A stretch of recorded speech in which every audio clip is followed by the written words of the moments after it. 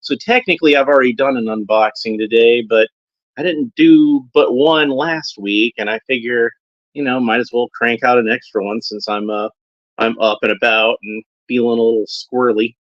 So we might as well just get it out of the way. So here we go. If I thought about it, I would have brought the Christian Bale figure over here so we could see them both together, but he's over there somewhere on the other side of the room right now, I think. So let's go ahead and cut through these rubber tabs, and there's one at each elbow. There is the dreaded double tab that's around the waist, and then there's one around each ankle. There we go. We got him loose from there, and here he is out of the package. So we can get a closer look at him now. Excellent likeness of Heath Ledger. Yeah, looks just like him. When I was looking at the publicity photos, thinking the hair was maybe a little off, but I think seeing it in person, it looks a bit more like how it looked in the movie. I think it is maybe a little bit long in the back, but it kind of, I think, depends on what scene you're watching it in. But I don't remember it being this long for the most part, but I could be mistaken about that. Let's go ahead and have a look at the figure and some of the paint details. And it's pretty good for a figure like this. It's not quite as detailed as, say, some of the Mattel Movie Masters.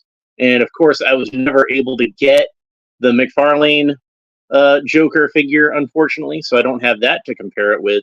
But I think for a 12-inch figure of this style, there's a lot of good paint detail on here. We can see that there is some of that really good face printing. The eyes are very realistic looking. Man, look at the intensity of them. They really caught him.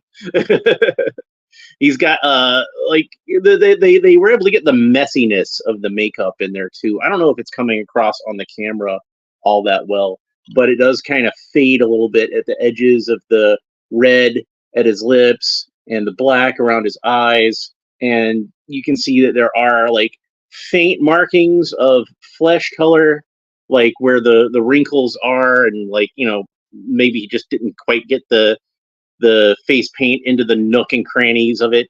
You know how they did it in the actual movie when they did his face makeup is scrunch his face up just really tight and then paint it over that, and they'd have him do his eyebrows up and paint over that way they could get all these lines and stuff in it like they wanted to have. And I think it really added to some of the texture of how his face looked on screen. Now, that having been said, I think he probably would have been better served if they had molded his face in Caucasian flesh-colored plastic and then painted the white over it. I think that would have looked slightly more accurate than what they did, which was molding it in the white plastic and then painting the flesh color over it. That way you could have had where he's got the ears, the inside of his ears would still have skin color peeking through and things like that, and maybe a little bit of skin color around the hairline where it doesn't quite meet up, maybe a little bit at the bottom of the chin where it would meet his neck. You can see though that they did give him a flesh colored neck, so it's not like they skimped out on it or anything like that. I guess they were going to have to paint that neck one way or the other, and they just chose to do flesh color, but to me that works better anyway. He does have some like a wash in his hair that kind of gives it a little bit of some shading and helps it look a little more realistic, so that's nice. He's got a gray shirt. It doesn't have the kind of honeycomb pattern on it like it has in the movie, but it's a pretty similar bluish gray color to that, and the tie it looks like it's the same color, so they didn't bother to paint in the tie a different color, which is unfortunate. And I believe that the sport jacket that he's wearing underneath his long coat, I believe that's the same color as well. So they did kind of simplify it a little bit. Again, this is a $10 kids toy, so they did try to keep it, I think, as simple as possible in that regard. It looks like his shoes are a different color of gray, though, so that's interesting. I would have thought if you were going to just use the same color of gray for his sport coat and for his shirt and tie, you might as well just use that same color of gray for his shoes. But nope, it's a a darker sort of gray. So that's nice. Most of his outfit, though, well, you do have like a kind of olive green on the vest, but most of his outfit, he's molded in like a purple plastic, and there's a slightly lighter shade of purple for the gloves. Speaking of which, one thing that I noticed about these hands that bothered me is that these are hands that are in kind of an open gestured position, and it's a nice pose. Don't get me wrong. I mean, like, you can get some good poses out of it. But I would have preferred that at least one of these hands could grip an accessory. Now, granted, he didn't come with any accessories, but this is a 12-inch figure. You can get weaponry for a 12-inch figure fairly easily. You get like something from like an old G.I. Joe or something. It'd be nice if the Joker could hold a gun, or more appropriately for this version, a knife, because guns are too quick. You don't get to savor all the little emotions. In a way, I got to know your friends better than you ever did. Would you like to know which ones were cowards? Yeah. It would have been really cool if I could have put a knife in his hand. That's all I'm saying. But a lot of good sculpting detail to it. A lot of like textures for the fabrics and things like that. You can see that the stripes are sculpted into the pants, which does save you a little bit of money on having to paint those stripes on there. So, but it's nice. It gives it some texture.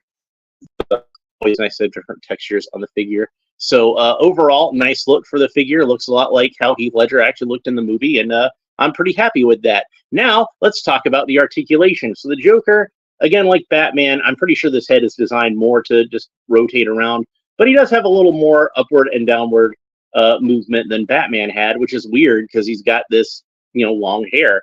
But he can only look up about so far, again, because of the hair. He can look down about that far. He can kind of tilts his head a little quizzically from side to side, but not a whole lot. The head does rotate all the way around, but again, that hair is going to kind of bump into the shoulders and cause some issues with that. The arms, of course, rotate all the way around at the shoulders. They only move up about that far. You can see that there's like a little bit of a sharp corner to the sides of his suit jacket where like the seams would be. And while that does make them look a little more realistic than, it would otherwise, it does kind of hinder his arm movement a little bit, unfortunately.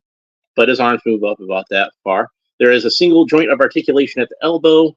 Doesn't quite reach 90 degrees. Again, like with Christian Bale, it's kind of a weak articulation there. I think they could have done a better job with that, but his arm extends about that far. And it does rotate all the way around like that. Joker can kick his leg up about that far. So about 90 degrees. It could probably reach up a little bit more, but the coat's going to kind of get in the way there. This is a softer plastic on the bottom part of the coat. You can see the seam there. It is indeed a separate piece of plastic from the rest of his suit. And you can see that the lining of it is orange. So like with the actual costume from the movie. So that's a nice touch. They could have just molded this in purple plastic, and I doubt anybody would have complained.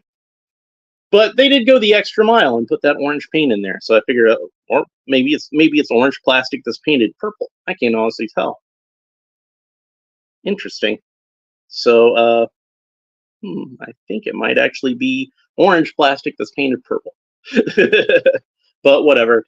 He does have a single joint of articulation at the knee, and that actually does have a good range of motion to it. You can see that's a bit greater than 90 degrees, so that's nice. No ankle articulation whatsoever. Now it's probably a good time to go back to these shoes and address the fact that they actually did paint him in some green socks there, so that's a nice touch.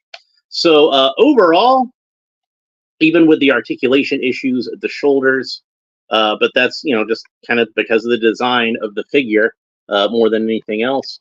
I will say that I think that this is a superior figure to the Christian Bale Batman, even though I think that was a fine Batman figure.